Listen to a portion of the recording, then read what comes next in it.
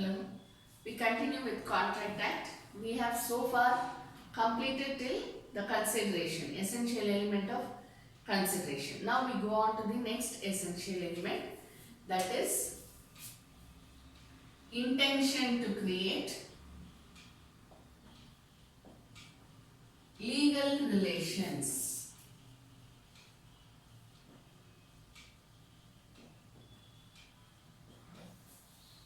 Intention to create legal relations. There should be an intention. See, so far what we have seen: offer, acceptance, consideration.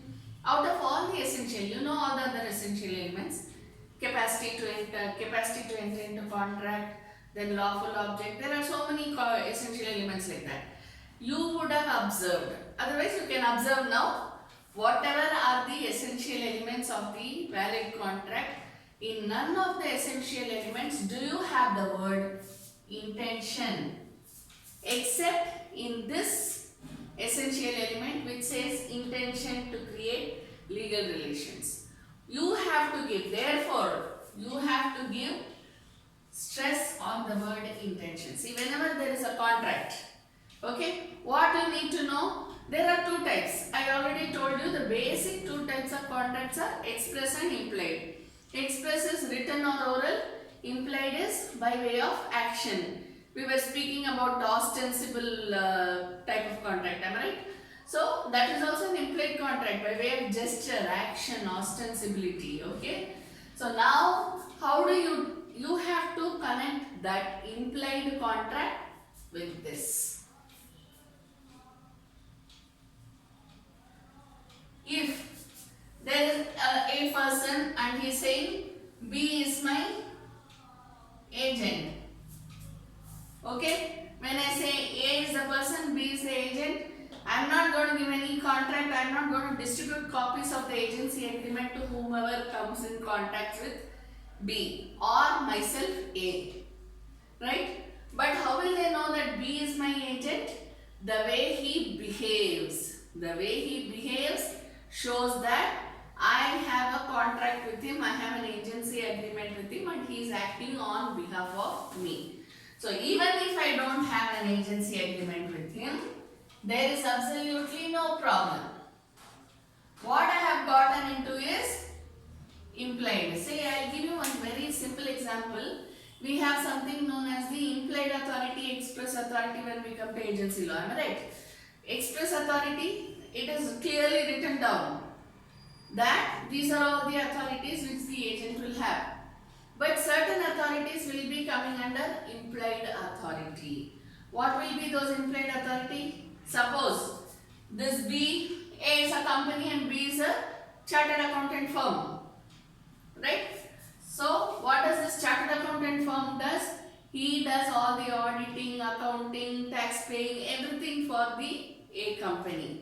So when he does it, when he is filing a tax, say for example, if B files a tax for A, okay, does it mean that just because B is going and giving the tax amount and whatever is the returns which is being filed, does it mean that B is doing it for himself? No, he is doing it on behalf of A. So what does it mean? Whatever are the data that he has collected from A, everything comes under implied authority.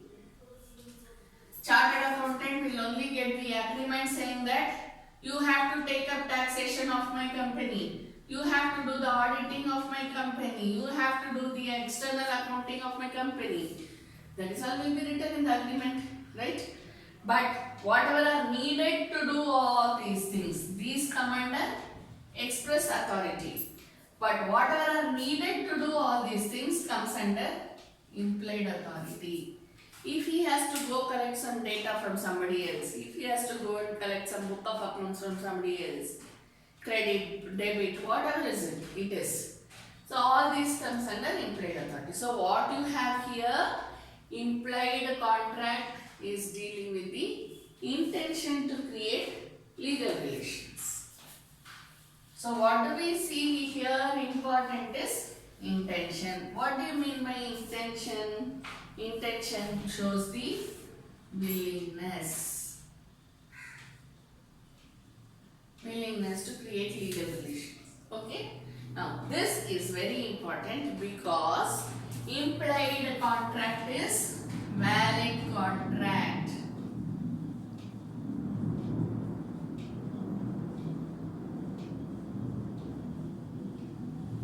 Implied contract is a valid contract. See, let me give you a very simple example, an everyday example which we see every day because we are all customers. I go to a shop or you go to a shop, you will buy one Coca-Cola bottle. Okay? Suppose it's a very small shop and they don't have the invoice machine and all those things. What you do, you give him a 10 rupee. 10 rupees, you give him 10 rupees and he'll give you one small Coca-Cola bottle. Now, is there any contract between you and the shopkeeper for that? No. I take a small dairy milk for 5 rupees or 10 rupees. Do I get a bill for that, invoice for that? I don't get. But what I do, I pay him that 5 rupees and I get that munch or dairy milk or whatever it is, I get it. This is an implied form of contract.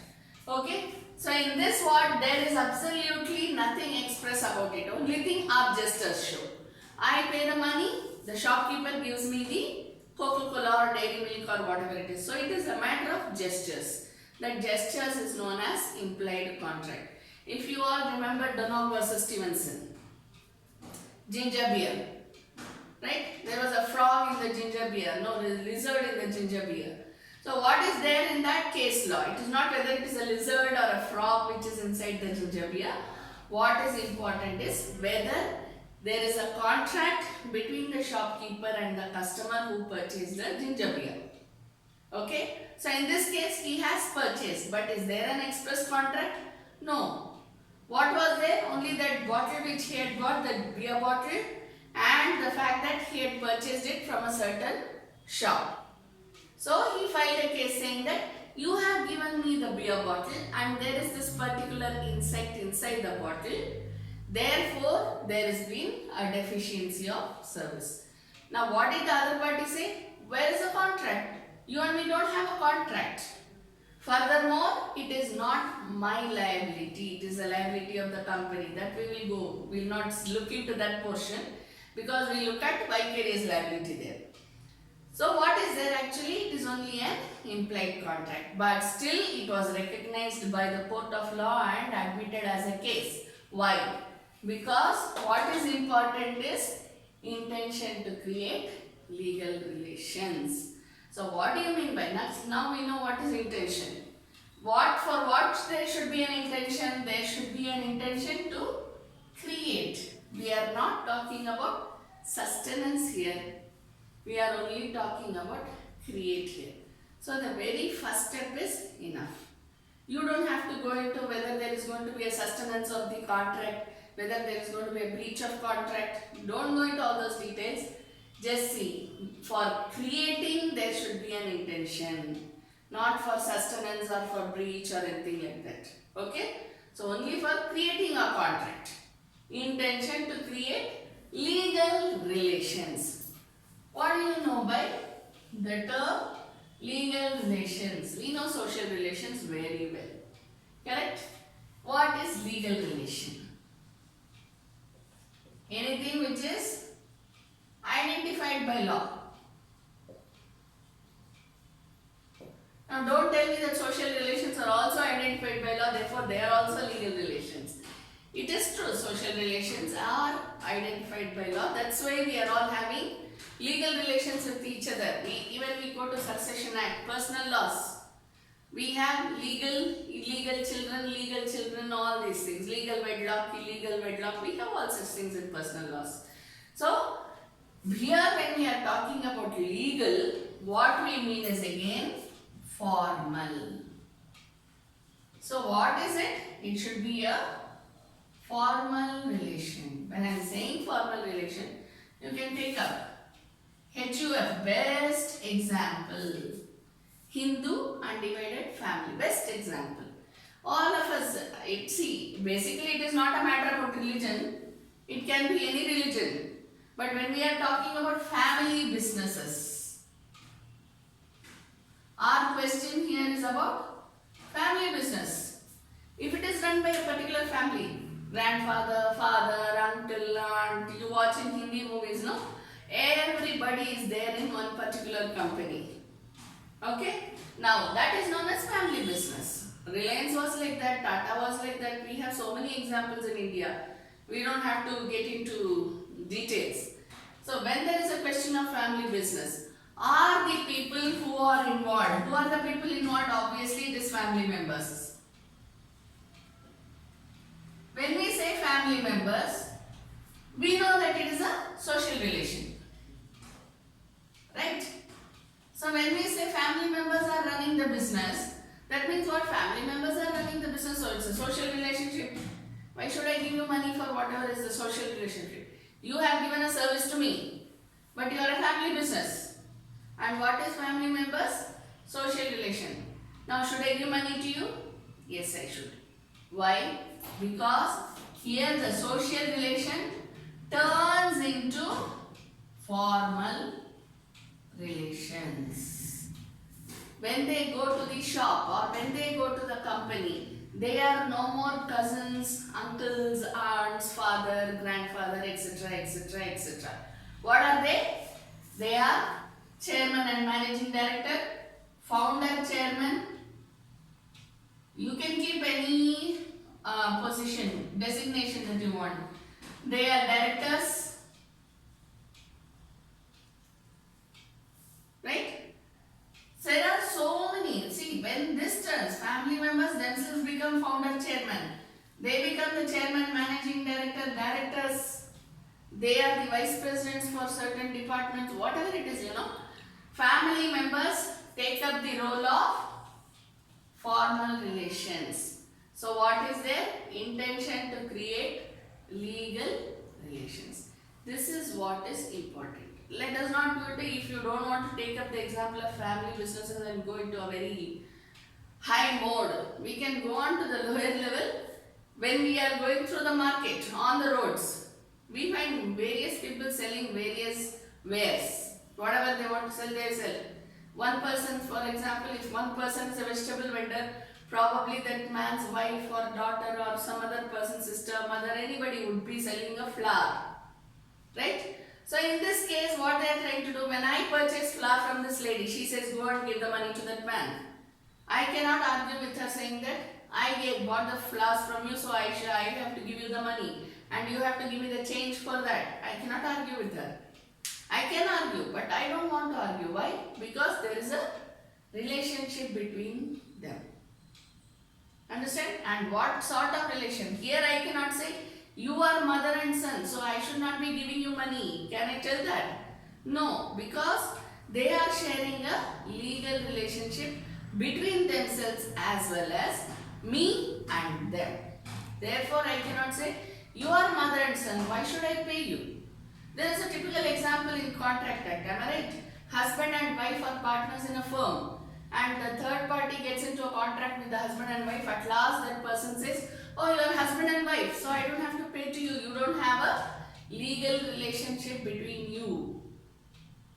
That's not the reason, that's not the excuse which has to be given. Understand? So, intention to create legal relationship, there should be an intention to create a formal relationship. What you should understand? There should be an intention. Should understand. There should be an intention. Should create legal relation. These are the three words which you should keep in mind while explaining in your main exam. Clear?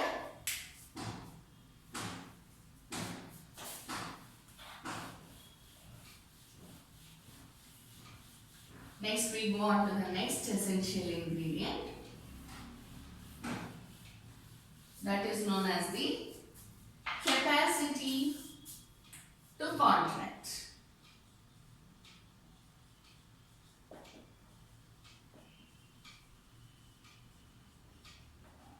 Capacity of parties, whatever you want to write, you can write.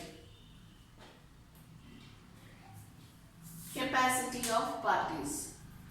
What do you mean by capacity? Capacity is the ability. Okay? the ability. Capacity means capability, ability.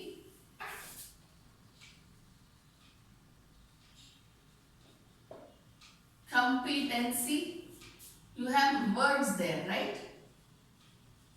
Capability, ability, competency to do what? To enter into contract. Parties to the contract should have the capability, ability, competency to enter into a contract. What do you mean by that? For what should these be? They should be for performing the contract. See, when we say performing the contract, it's not a very big performance. What we are saying, see, we are performing a contract. As I already gave you the example, when we go to a shop and purchase something, what is my performance? Giving the money. What is the shopkeeper's performance? Giving me the item that I want. That's performance. Okay? So, for what should the capacity be? For performing the party. If I have to give money, and if I have to have the capacity to perform the contract, what should I have? Money. What should the other person have? The product. Okay? So essentially when we say capacity, it is for performance of the party. So what should we have?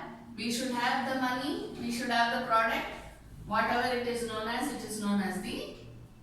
this thing. Okay, so when we are talking about this, we are including the goods and services. 1 point. We are giving the goods and services. Next one. By performing, what are we doing? We are giving consideration. What did we discuss? Consideration means something in return, right? So this performance is the consideration. How will that performance be? Either by money or product or services. Money or product or services. So what is essentially consideration? Either monetary or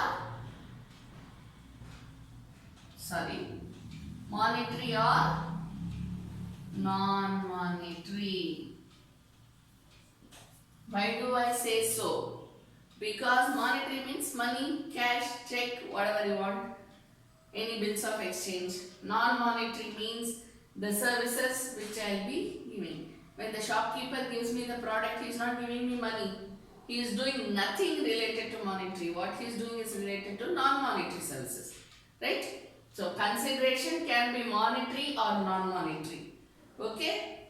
Same way, performance can be either monetary or non-monetary. This is monetary, am I right? This is non-monetary. Services and products are non-monetary. So what you should keep in mind when we say capacity, we are not only talking about the monetary capacities, we are also talking about the non-monetary capacities. See, I am basically an advocate. I am taking classes here. So when I am trying to do something, I am doing whatever I know about law. Now if I am made to teach maths or say chemistry or biology, any subject like that, would I fit the bill? I would not, because I don't have the capacity. I have very little knowledge about all those subjects, so I don't have the capacity. So if I enter into a contract with this particular institute saying that, yeah, I will teach physics, no problem, absolutely. What would I be doing? I would be breaching the contract, or I would be cheating the institute. That is what I will be doing, right? So this is what is capacity to enter into contract. Now we will go to the actual capacity, now that you know the basics about this.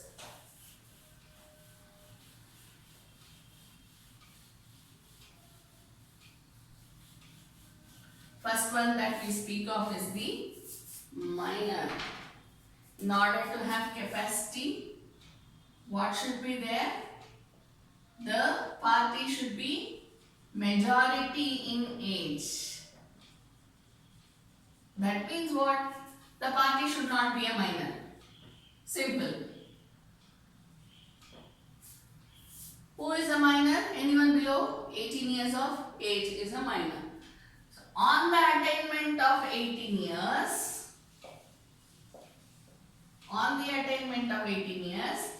it is deemed to be that he has attained, he or she, when I say he, please include she or she has attained majority. Okay? So who has the competency? Anyone who is major in age, not majority, major in age. So that does not include a minor. But there is an exception. What is it? Minor can be a partner. Am I right? Minor can be a partner in a partnership firm. Minor can get into contract through guardians. Third, minor can get into contract by himself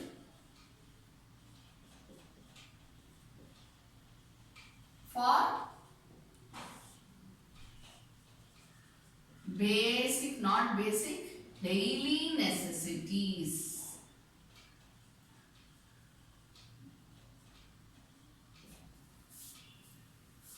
Who has the capacity to contract? A major has the capacity to get into contract. Minor cannot get into a contract. But what are the exceptions? Minor can be a partner. We know it. Partnership Act speaks about a minor partner. Minor can get into contract through guardians. Who are the types? What are the types of guardians? One is natural guardian. Another is legal guardian. Am I right? Natural guardian means one's own parents. Legal guardians, anyone who is appointed by the court or appointed by any other, but anyone who is appointed by the court or who has been affirmed by the court are known as legal guardians. Okay? So these two types of guardians can get into a contract on behalf of a minor. Then we go to the next one. Minor can get into contract by himself for daily necessities. If you have seen the Home Alone movie, there's a small boy. He is left alone at home. His parents go away, all the cousins go away for a Christmas pleasure trip on Christmas, right? So this boy is left alone at home, but he wants something to eat. What does he do? I'm just giving you an example, okay? What does he do? He calls up the shopkeeper and says, I want this, I want that, I want this. And the shopkeeper leaves it at the doorstep. But you have to see, you have to apply your mind when you're watching movies. That's all I would say. Okay? Does the shopkeeper ask for money from the boy? No. Even though it's a very nice type of movie, it is just a pleasure movie. What I am trying to say is, that is exactly what I am talking about here when we are talking about basic necessities. Does the shopkeeper ask the boy for money? No. What does he speak about? He doesn't even talk about money to the boy. Only when the parents come, there will be a talk about the money to the parents. Till then he doesn't ask the boy for money. Why? Because he cannot get into a contract by himself. But that shows that he is not liable. Even though he can get into a contract by himself for daily food that the Home Alone boy ordered is daily necessity. Okay? So daily necessities, the person will not be held liable. See, even when the minor is a partner, you have read in the Partnership Act, minor partner is not liable until he attains majority. You remember this? Even under the Partnership Act, what we read, minor partner can be a partner, but he cannot be held liable until he attains majority. Am I right? So this is what you have to remember regarding the major in age. Okay?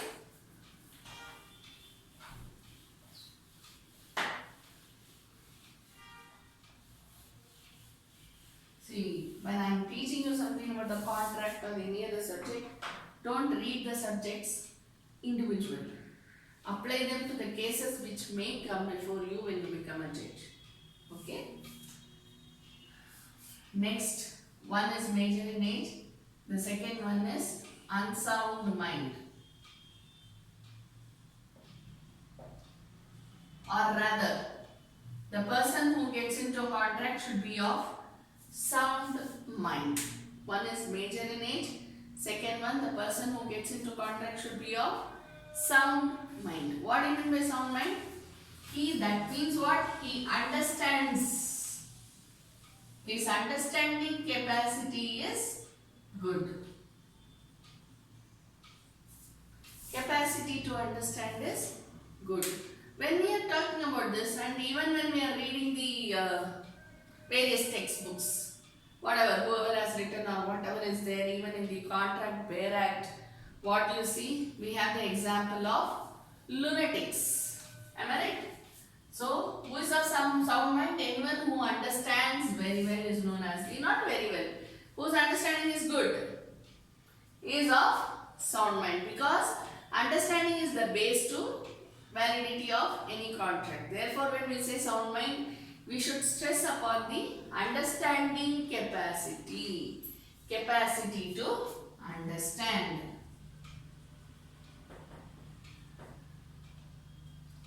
Capacity to understand is what we have to mainly keep in mind. Clear? When we say, then we have to see who is of unsound mind. Obviously, the answer comes out. Anyone who is not good in understanding is of unsound mind. When we say anyone who cannot understand, anyone who does not have the appropriate capacity to understand is of unsound mind when we are thinking about the contract. So, who is of unsound mind? You can take the first example which comes to you, and the only example, not only the first example, the only example which we read in all the books is that of a lunatic, mad person. Who is a lunatic? Lunatic is someone who is mad. When we say mad, obviously his capacity to understand is very bad. Either he is not at all able to understand, or whatever we are trying to explain, he understands in a different manner, or he is not able to understand you plainly. Okay? Then next we go to, see, this is the only example which you get in all the textbooks. Even in the Bear Act, you have case laws relating to lunatic. But when you are dealing with your cases, just keep an open mind. Okay? Just keep an open mind and you include whatever has to be there. Because nowadays, you know, there are lots of diseases going on in the world. You have each day one disease coming up and we don't even know what is happening.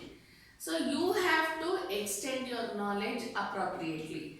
Lunatic was the only thing which was spoken about in Contract Act, because at that time only that was the disease which was related to the mind. But now you have many such diseases. Okay, let us just look at one by one. You will know all the everything, but we will just go by one by one. Okay, thank you.